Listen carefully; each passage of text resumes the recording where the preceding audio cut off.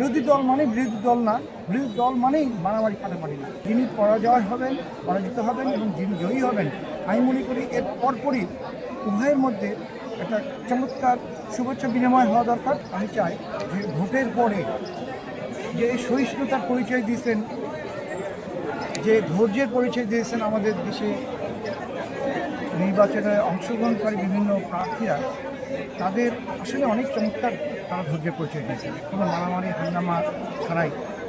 যেটা হয়েছে সেটা বিচ্ছিন্ন, যেটা বিয়ন্ড দ্য কন্ট্রোল, কিন্তু যা হয়েছে সেটা আসলে আমার দৃষ্টিতে আমি এতদিন দেখি নাই। আমার এই বৃদ্ধ বয়সে অনেক বহু বছর বয়সে। তো আমি মনে করি যে জনগণের এরকমই প্রত্যাশা ছিল, এটা রিচ করতে পারে নাই, অ্যাড্রেস করতে পারেনি কোনো দল। ভোট যে একটা আনন্দ উৎসব মুখর হওয়া উচিত, মানুষের জনগণের প্রত্যাশা সেটা পূরণ যখন হয়েছে, আমি মনে করি এই জায়গা থেকেই দলগুলোকে বুঝে নিতে হবে যে আমাদের আরও সহিষ্ণুতা পরিচয় দিতে হবে আফটার আফটার ইলেকশন।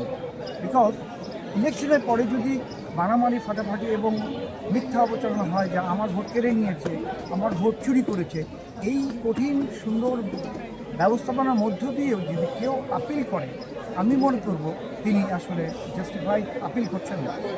কারণ চমৎকার ভোট হচ্ছে এবং সেখানে হার জিত থাকবে, পরাজয় জয় থাকবে, এবং যিনি পরাজিত হবেন এবং যিনি জয়ী হবেন, আমি মনে করি এর পরপরই উভয়ের মধ্যে একটা চমৎকার শুভেচ্ছা বিনিময় হওয়া দরকার। জনগণ তখন বুঝবে যে আমাদের দেশে বিরোধী দল মানে বিরোধী দল না, বিরোধী দল মানেই মারামারি ফাটাফাটি না। ঠিক আছে, আর আমি হেরে গেলাম বলে আরেকজন আমার জয়টা ছিনিয়ে নিয়েছে, এটা বলার সুযোগ নেই এই নির্বাচনের বিরুদ্ধে। আমি এটাকে জোর দিয়ে বলবো, যিনি হেরে যাবেন তিনি আমাদের দেশে, তিনি এবার হেরে গেছেন, বিরোধী দল হিসেবে তিনি আরও ভালো রোল প্লে করতে পারবেন এবং ভালো অ্যাক্টিভ রোল দিয়ে তিনি আগামী নির্বাচনে তিনি জয়ের পথটা পরিষ্কার করবেন, এই সুযোগটা তার থাকবে। সো এই নির্বাচনের পরে এই নির্বাচনকে কলুষিত করে কেউ যদি বক্তব্য দেয়, এটা তারই পরাজয়ের গ্লানি তাকে নিতে হবে।